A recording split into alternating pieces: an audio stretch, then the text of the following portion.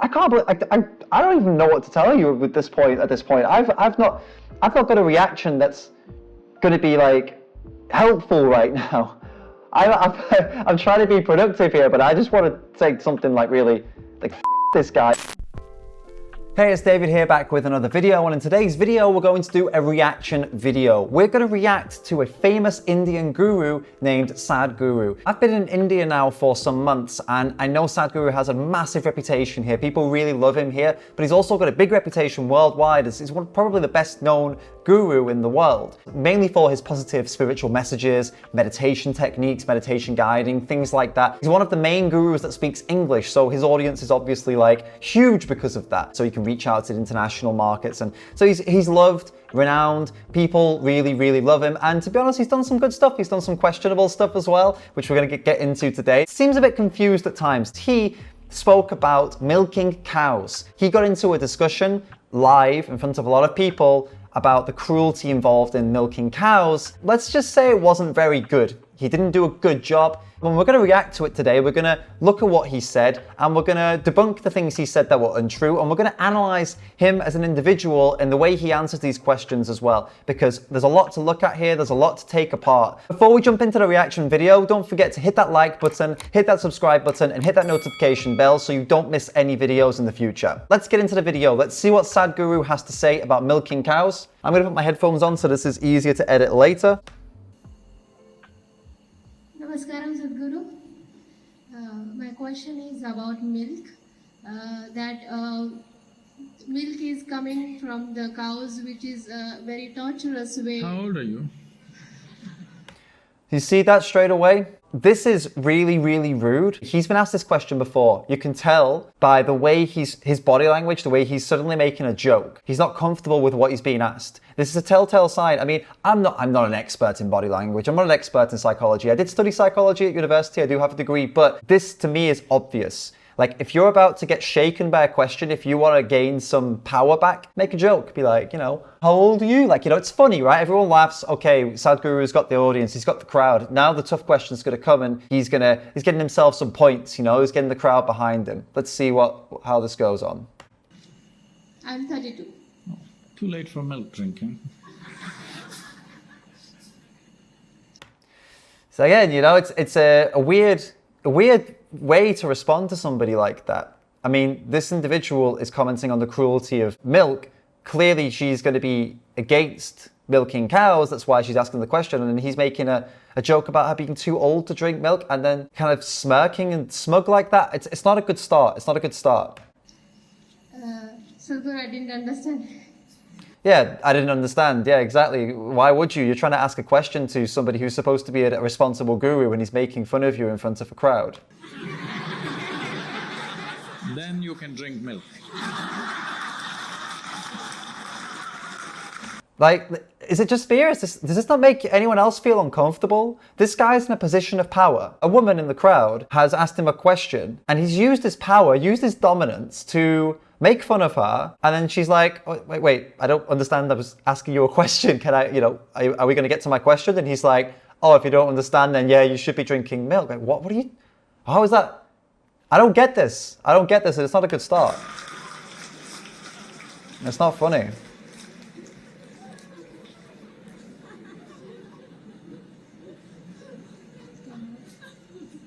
It's okay. So the cows are getting tortured just to get the milk from them, and it's about their reproductive system, and we are dependent on the milk which should be given to her children, and this has been happening since ages, and also in the yogic system and in the temples. The milk is getting used for diyas and also for the linga, so I'm not sure how good it is. Sometimes I feel very bad about it. I don't know where you saw diyas burning with milk. Anyway. Again, you know, making jokes on her expense again, because this is an uncomfortable question for him. This is supposed to be one of the most well-renowned gurus in India, somebody he knows how it feels to be embarrassed. He's not the kind of person that should be embarrassing people, but here he is doing it again. The question we need to be asking ourselves is, why would a well-renowned guru, such a well-respected guru, make fun of somebody asking a question multiple times? Well, I guess we're going to find out. Yeah, all right. So, It's better to slaughter them, not torture them, right? What? And there it is. This is why he was making fun, because this touches a nerve with him. Because he knows that what he's about to say is nonsense. So he's building up some support with these silly jokes so that he can drop this absolute nonsense point and get away with it, right? Because people are on his side now. They were on his side anyway, but now they're really on his side, and he's made this girl look stupid. He's made the girl feel stupid. So now when he comes out with his absolutely fucking stupid point, it's going to be accepted. It's going to be widely accepted, and she's going to feel even more stupid. He's put forward the dichotomy of, oh, so it's better to slaughter them rather than torture them. No, it's better to do neither, and that's what this girl is suggesting. No, just don't do any of these things. The only reason they exist is because they're being bred. So the solution is to stop breeding them, not to torture them or kill them. Well, it's better to leave them the way they want to Oh, live. that will not happen. The only other option is slaughter them. So we think it's better to milk them rather than slaughter them. Oh, and that, oh God, this is the most manipulative, like this guy, I've seen other videos of this guy and I've really liked him, but this right here is the most manipulative shit thing I've ever seen. This thing here, this is like the trigger. This is like, clap for me because you support me. I've said something that you should clap for. That's what that is. It's a nod. It's a nod for people to be like, woo, yeah, this is a great. That was a disgusting move, a manipulative tactic. And he's been doing it since the beginning of this. Been doing it since she asked the first question, because he knew he was going to have to mess with people's minds to get this point across, because they're not going to agree with it.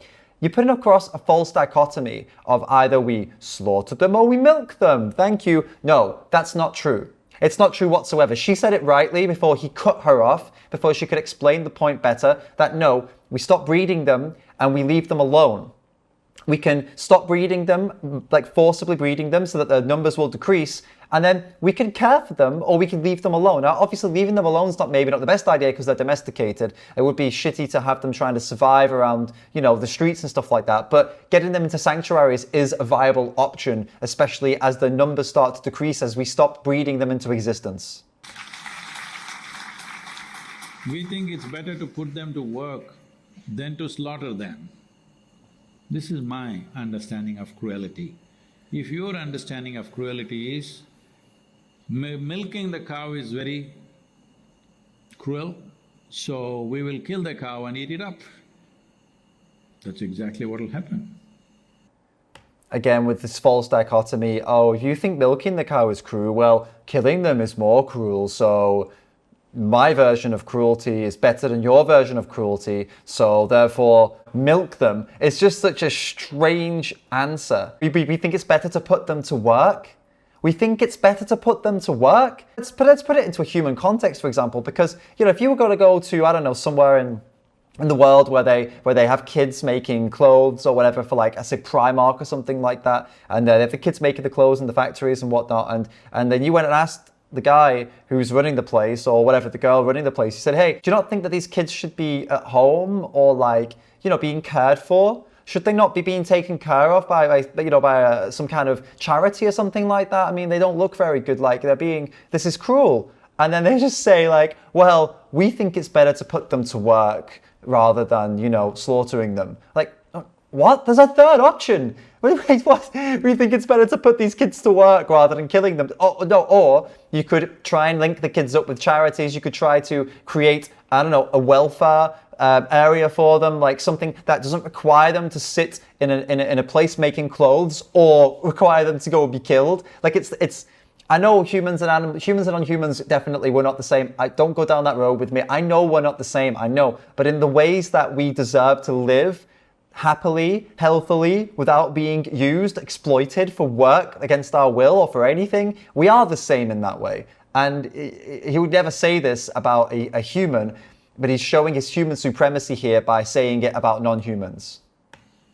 Whatever your intentions are, that is exactly what will happen. Yes or no? That's all that'll happen. So if you think that is more humane, just to slaughter them and eat them up, that's not my understanding of cruelty.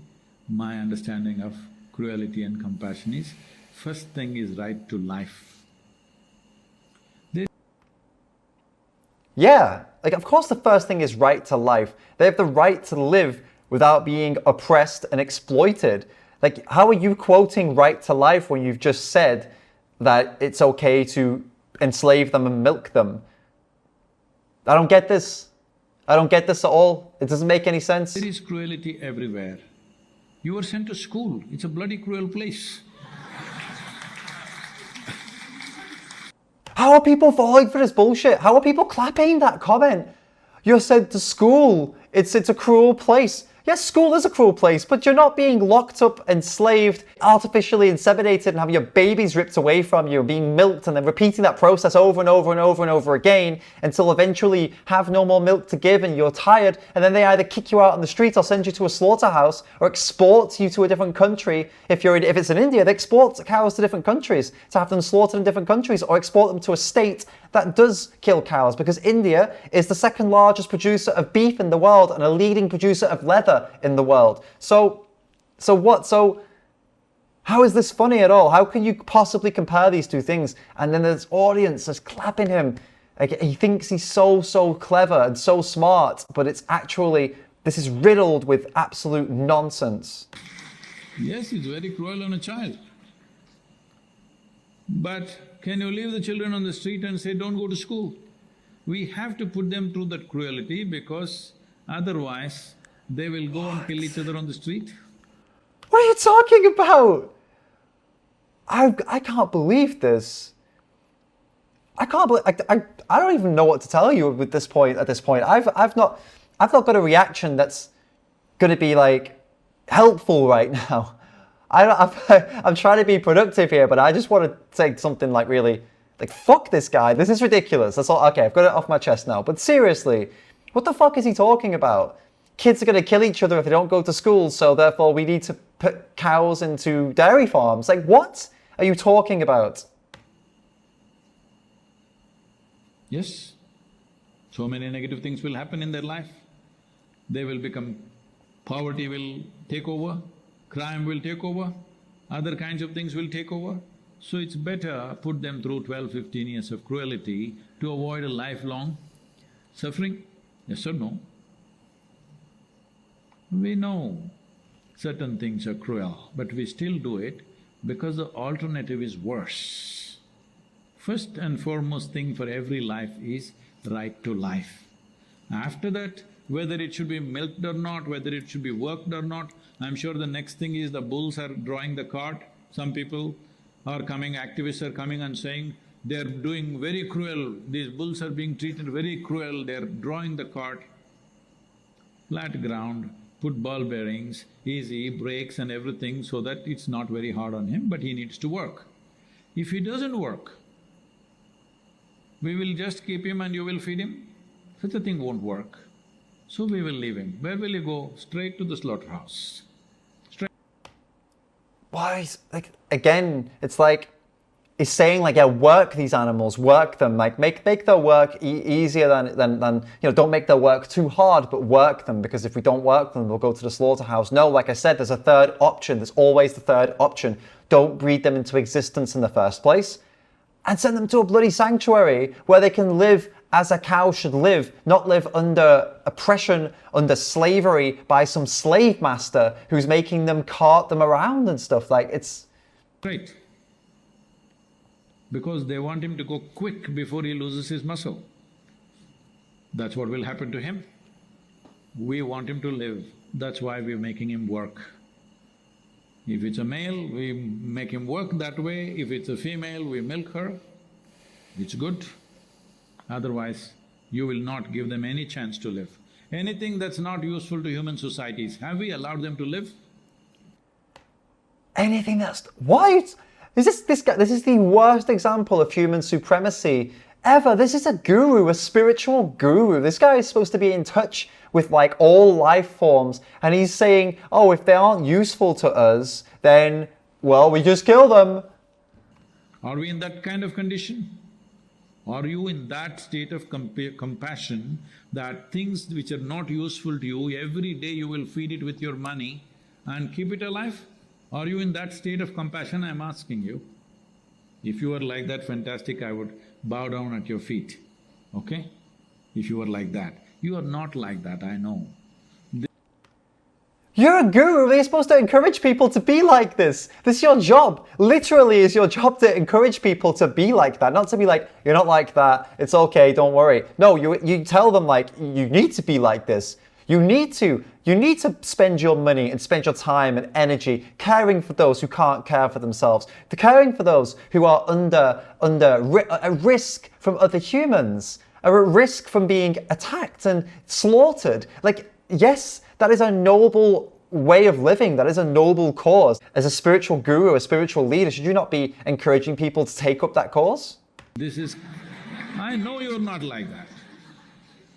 That ain't funny. I know who I'm dealing with. So this kind of rubbish keeps coming up, this misplaced compassion without knowing the realities of how the world works. You see that then? Did you hear that? Please tell me you heard. This kind of rubbish comes up, this misplaced compassion without knowing how the world works. Now, let's rewind back to the beginning of the video when he was making jokes, and then he was making more jokes, and then he's undermining the girl who was asking the question. Now you can see why he was doing all of that, because he thinks it's rubbish, right? It pissed him off, didn't it? It got his back up, which is why he was a dick and made fun of a girl in the crowd from his position of complete power and authority. He made fun of a girl in the crowd. And look, I've watched other videos by this guy. Let me just tell you, he's not the biggest friend of women, all right? He's also made a comment that said if women are on their period, they shouldn't be allowed in the kitchen. They shouldn't be allowed to cook. They shouldn't also be allowed in temples, I believe he said. So, this guy is not known for being the most, I don't know, let's say, progressive in terms of the opinions towards women. And in this video, he's shown that by continuously making fun of a woman's question because he had a grudge with this question. He has a bad experience with this question, calling it rubbish and saying these things completely undermining the question when it was a perfectly valid question. Somebody's complaining about this. If the dogs are tied up, they said, cruelty to the dogs, and suddenly they would write blogs about us. Okay, if I let them loose, this happened. This happened in Bangalore, one case happened, in Madurai or someplace, another happened. Packs of dogs, they attacked school-going children and ate them up. Because dog is a carnivorous animal. If they are there in packs, they will get their instinct back. Only when they're separate individual, they don't have that sense. That is absolute, complete nonsense. First of all, dogs are not carnivorous animals. They're mainly scavengers. They're actually omnivorous. They eat both plant foods and animal foods. And as I said, they'll eat whatever they can get. The second thing that they have, their instincts come back. They're domesticated animals. They don't have killer instincts. They don't. They get into packs, and the reason they would do something like that is probably down to a mixture of like excitement or fear or whatever. They don't go out hunting in packs. They just survive. This is an isolated incident of a pack of dogs killing a kid. This doesn't happen every day because trust me, if they were hunters, if they were predators, there'd be kids dying literally every couple of hours in India because there are packs of dogs everywhere. So this is an absolute nonsense point. But if 10-15 of them are together and roaming around, when they see a child below 4 feet of height, they will go for him. Not true whatsoever. Please don't be scared of street dogs because of this guy. This is absolute nonsense. That is just factually incorrect. So, school-going children were attacked and eaten up. Now what do? Now municipality comes and just culls all of them. Isn't it better that they're tied? Hello? We leave them when nobody is there. When people are there, we tie them up or put them in a box. Otherwise, the only way is to cull them. No, the better way to do this is to neuter them, is to go out and neuter the dogs so they can't keep breeding, because yet again, it's our fault that these animals are out and about and breeding because we brought them and we domesticated them and then we kicked them out onto the streets and let them breed. So neuter them, get them to stop breeding, and also send them to dog sanctuaries where they can live out their days in these big open spaces with lots of dogs and have lots of dog life and all that stuff. And this 10 to 15 dogs in a group will kill a small child. Look, I've seen small children in dog sanctuaries in India where there were like 100 dogs and they don't pack up and try to kill the child, all right? This is absolute nonsense. You will say we put him to sleep. Generally people say we put him to sleep. No, you just killed him. Hello? You just killed him and you want to satisfy yourself, I put him to sleep, send him to heaven, whatever nonsense. Why don't we send you also? This may sound cruel and absurd, but I want you to know this. Every other life values its life as much as you value yours. Wow! Wow, did not see that one coming. So like, if you believe that, then why are you telling people to go and milk cows and like keep contributing to that industry? Why are you telling people to tie dogs up or put them in boxes? If they value their lives as much as yours, then should we not be trying to make their lives as good as possible, therefore creating these third options that you've skipped out at every single point? You've made it a dichotomy when actually there's more than 3 options. There's multiple options to help these animals without taking them and putting them to work and using them and tying them up and putting them in boxes. For a spiritual guru who seems to have a very human supremacist attitude towards other animals, as in very dismissive of their rights, of what they would like, and this is more focused on what's easy for him, it's what's easy for humans. Even an ant doesn't want to die. Yes or no? You think an ant is wanting to die because it's a small life? No, even an ant sees its life is as precious as yours. So if you don't milk the cow, it will go straight to the slaughterhouse. That's where it's going. That's where they're all going. Those who don't have milk, those who don't have the ability to work, that's where they're going. So… Absolutely. Oh God. This was really stressful. A really stressful video because it's so disappointing and frustrating when somebody with such a stature, like literally millions of people follow this guy, they hang on his every word, and he's so irresponsible with his words here, like so irresponsible, the way he speaks about animals. He's speaking about animals in the same way that somebody who is really not enlightened would speak about them. It doesn't seem to me like he's actually connecting with life as he is supposed to as a spiritual guru. It seems to me like he's just making excuses for exploiting animals and abusing animals and dominating animals like everybody else does, except he does it with a smile, like a little bit of like a comedy at the expense of somebody asking a serious question and putting the hands together to show that he's, you know, right and that everybody needs to clap. This is a really sad 7-minute video of this guy, the worst that I've seen him, like the absolute worst. And it honestly exposes that these gurus, they are really no different to the rest of us. When pushed on veganism, the majority of even rational critical thinkers, but also like gurus and spiritual leaders, the vast majority of them fall to pieces and they show their true colors, that they're not truly connected, they're not truly compassionate, because the human supremacist attitudes start to come out and seep into their messaging every single time. And this is not just applicable to Sadhguru. As I said, there are other thinkers out there are other people out there, speakers who do the same thing, and I'm going to be covering them in a series of Vegan Reacts videos. We're going to go through lots of different people. So if you're a Sadhguru fan, hey, don't go away from here being upset and offended. If you go check my videos, I've been reacting to lots of people's videos, so don't think this is something against Indian culture. For the record, disclaimer, I'm not anti-Hindu, I'm not anti-Muslim, I'm not anti-Jain, I'm not anti-Christian, I'm not anti any specific religion, all right? This is not a religious video here, and I'm not anti-Indian either. I'm not anti-people of color. I'm not anti-white people. This is purely objectively watching this person speak and reacting to this person speaking, all right? So don't come into the comments, give me all that crap, calling me all these different things, okay? I'm not standing for it. But do comment. Do let me know in the comments what you think. And if you want to give me some crap, that's your call if you want to give me some crap. I mean, I can't stop you, but know that this was against his ideas, not against him necessarily as a person. Don't forget to hit the like button, hit the subscribe button, and hit the Don't forget to hit the like button, hit the subscribe button, and hit the notification bell so you can get notified of future videos as soon as they come out and you won't miss a thing. And if you're a vegan and you're looking for some cool new t-shirts, hoodies, cool stuff like that, vegan designs, interesting stuff, get over to the website. We've got a cool new store up right now, and there's some really nice designs on there. I'm sure you'll find something you like, and you'll be supporting me and my activism and all of my work. Thank you so much for watching, and I'll see you in the next video.